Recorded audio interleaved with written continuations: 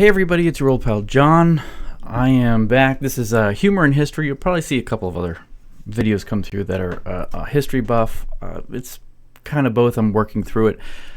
I do have a really important video here that was sent to me, and I see a lot of other reacting to this particular video. And just going through their comments without watching the video, apparently this is a tough one, and I totally get why. So here's the thing. If you can provide a constructive comment, it'll remain. If you provide something that's not constructive, or you can disagree, that's no problem, but you may not in the comments, or at least they will be removed. Say anything derogatory. I know there are kind of different views on this. I was getting the impression that this is a rather conservative video, but let's get through it, see what they say. And now for a brief history of slavery. Here's the first thing you need to know. Slavery was not invented by white people. It did not start in 1619 when the first slaves came to Jamestown. Yeah. It existed before then. Very much so. It did not start in 1492 when Columbus discovered the New World. Yeah, this was a very, I'm sorry to stop it, but this was a very, I don't want to make it right. It's not right, but it was a common practice for as far as I know.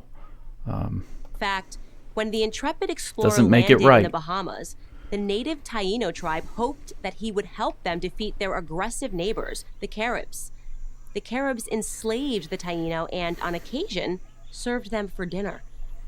Slavery existed in Africa, Asia, and the Middle East. The word What? And the Roman Empire. I don't understand why she wouldn't bring that up.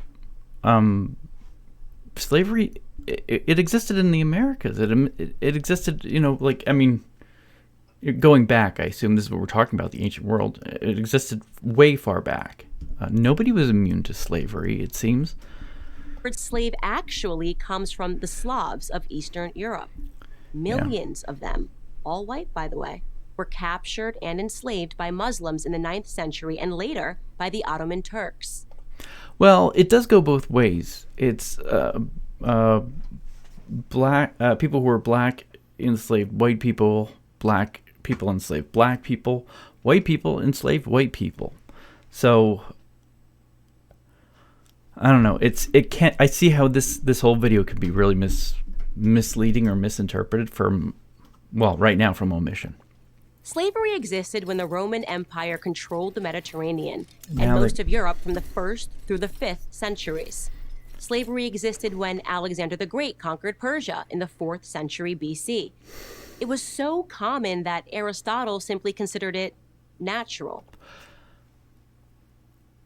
That's an irritant for me, because this is an evil. So it's like saying that evil is okay. I don't like that argument. I mean, it can be part of history. Okay, fair enough. But it still doesn't make it right. The slave master model was just how the world operated in the great philosopher's day. Slavery existed during the time. Again, it doesn't make it right. And again, I know I'm going to sound like a broken record. Doesn't make it right. Doesn't make it right. It doesn't. Time of the ancient Egyptians 5,000 years ago. Yeah. As far back as we can go in human history, we find slavery. As renowned historian John Steele Gordon notes from time immemorial, slaves were a major item of commerce. As much as a third of the population of the ancient world was enslaved. Okay, true. I believe. I mean, it could be a quarter, it could be a half. I mean, it's probably not as much as a half, but yes. And again, that's no excuse. Here's the second thing you need to know. Again, it's an evil. White people were the first to formally put an end to slavery. Yeah, okay. All right, look. When they're talking about she's talking about the 1800s. Yeah, well, because the white people were in control of the slave trade at the time. I mean, that's the context of it. I just... In 1833, Britain was the first country in the history of the world to pass a Slavery Abolition Act. They were quickly followed by France. Okay, yes. So the British were the first to sort of formally, take it off the table as a not a thing anymore. They're not going to do it anymore. Again, it's there was some great epiphany. It doesn't, it's still bad. It's there's a law about it now, but that's good. And I'm not saying it's not good, but you got to understand the grand scheme of things. It really didn't change much. It just meant that, it wasn't working out for them, essentially. And then all of a sudden, and that's what happened. There were places that already abolished slavery at this point. There were a lot of it's just the way it is. But I'll give credit for saying British were the first. It wasn't as, from my understanding, it wasn't as actively enforced as you'd think, but they were the first to put it on paper. I will say that. Who in 1848 abolished slavery in her many colonies. Then, of course... And also abolished slavery because it became not a viable thing anymore. It became, more issue than not. So, I mean, you have to think about the reasons for it. And I'm not dismissing the British, the 1833 British Act, but yeah, motivation is a key thing there. It's still an evil. And it was evil up until that time. And it was evil afterwards. And it is evil. In the 13th Amendment in the United States Constitution. Yeah. After centuries of human... Okay. Yes, there were a lot of people. The slave trade was, when the United States, when they were colonies, slaves were brought over. And then even as the United States was a country, even more were brought over. And there was this, as she calls it, like a trade. It was like a market for it. They were kind of like goods-ish in a way. And that was in the south of our country. A lot of, and then, well, let's just keep slavery. Going. White men led the world in putting an end to the abhorrent practice. That includes the 300,000 Union soldiers, overwhelmingly white, who died during the Civil War. That's not true. Then that may be something you have believed, that the North fought for slavery. You got to understand with the Civil War, if you're British and you think, okay, they fought to eradicate slavery. Like, the war aims, they changed as the war went on. As a matter of fact, in 1862, after the Battle of Antietam, Abraham Lincoln announced the Emancipation Proclamation, which meant that slavery in the rebellion areas was now going to be abolished and the practice was no longer going on. There were people in the Union Army who were not thrilled. They did not sign up for that. They absolutely didn't. As a matter of fact, it was a big deal in the Army in terms of like desertions. I mean, there was there were chances of mutinies and things like that. People didn't want to fight for that. That wasn't the reason they signed up. They signed up to preserve the Union was the cause. The war goals and aims changed. So that's very misleading. Now, am I saying that this makes white people... But what I am saying is that this is very close. This is chattel slavery. This is very close in history. And that's why it needs to be understood a little further. What was going on in the empire. from 1833 before, 1833 after, the what was going on in the Americas. It's in, like, think of how many people that is. 1860. There were people up until 1950 who grew up, who they still have on tape about saying, yeah, I remember when I was a kid about slavery. That was 1950. So that's something to remember, and that's something to keep fresh in your memory. Better than anyone else? Of course not. My purpose here is to simply tell the truth, and the truth is that human history is complicated. No one, regardless of skin color, stands guiltless.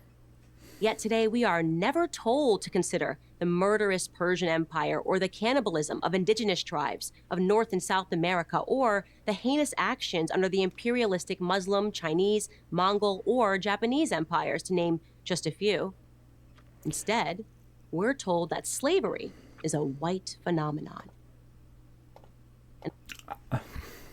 I don't know where she came up with that, because that's not true. I was never. Nobody told me that. I think I'll give her that it was implied if you're being raised in the United States and people don't have further education, but it's not true. It's absolutely not true. It's not a white phenomenon. I'm not trying to make any excuses here. I'm just saying that I think people get it because the last people in legalized slavery happened to be white. Before that, it was different. I mean, even Africans, on the western coast, they brought other Africans, and they would sell them. They would have them waiting at the coasts for boats to pick them up, and they would be trading, which is it's an evil thing. As far as I'm concerned, it's very evil. It should be, as far as you're concerned, as well. Like all persistent lies, this lie spawns a bunch of other lies. On social media, I come across extraordinary depictions about how Africans lived like pharaohs before Europeans came and laid waste to their paradise. I wish any of this were true, but it's not. It's a fantasy. The truth is that Africans were sold into slavery by other black Africans, and in many cases, sold for items as trivial as gin and mirrors. See, what that tells me is that this person right here that they're depicting, they diminish that life. They diminish that person. I don't know how else to say that. And that is, to me, that's where it becomes evil. That would be like saying, my neighbor gets hauled off into slavery. That's telling me that he is, would be, if it was back in the day, that he is as good as a trade item. And I don't believe that. And that's why that is the reason that I think it's evil. I really do. I think it's the right word is evil. I've seen it in a lot of comments of what people have said, and just looking at the comments and other reaction videos, and there are tons of them on this topic, but evil is the right word. Whites didn't go into the interior and round up the natives. They waited on the coast for their black partners to bring them black bodies. The stark reality is that our lives had very little value to our ancestors. Here's the third. As a slave, all slaves, they had, first of all, a different kind of value. Again, that does not make it right. Third thing you need to know. If you think slavery is a relic of the past, you're wrong. Oh, no. There are some 700,000 slaves in Africa today. Right. I'll be honest, I think there's a lot more. You've sex slaves, you've child slaves, you still have regular slavery. I think it's a lot more than that. I would love to know if you guys think that there's a lot more than that too, or not, or if you think that number is accurate. But it's tough to know, what you're, what the number is, and that's just in Africa. Okay. Right now, that's the lowest estimate that I could find. See, okay, there you go. Other sources say there are many more. For context, that's almost twice as many slaves as were ever brought to the United States. Child soldiers, human trafficking, forced labor, these are the conditions that currently exist within the same sub-Saharan region where the transatlantic slave trade originated. African bodies are being sold today like they were sold then, and no, they are not being purchased by any country of white men. In fact, slavery, by any traditional definition, is exclusively practiced today within non-white countries. But we hear almost nothing about that. Okay, we do hear very little about that. Well, I shouldn't say very little, but I guess depending on where you're going and listening to this stuff, yeah, we do not hear as much as it should be. And to be quite honest, I think the world as a whole should be getting behind this and doing something. I'm not saying we need to be the police force, but we need to take action against it. And I'll make the argument. If you're, for Great Britain, for the United States, for every country that started an outlaw of slavery, I'll be honest. As a human being, I just can't see how we can let this go. I just don't see it. I mean, there are things that are going on in the world today that, like, the World Court is like, they moved like the children in Ukraine. It's like, okay, like, I get that they displaced children, they're brainwashing them. Yeah, we're talking 700,000 or whatever higher number is in Africa. And I'm not diminishing Ukraine, so don't bother putting that in the comments, because that's not what I'm getting at. If you take that from this, then you're wrong. You're getting deleted, as a comment. But I'm just saying this is going on, and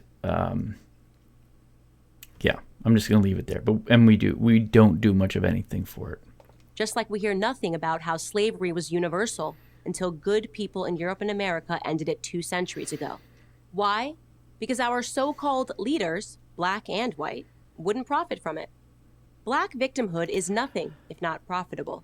It elects politicians. I see where they're arguing, and it really the video itself, I think, at this point is starting to really diminish people and tell, I don't disagree. The video's not going in the hardcore direction I thought it would be going into, but it's a sensitive topic, and we all must understand that, and especially in the comments, you must understand that. So criticize carefully, but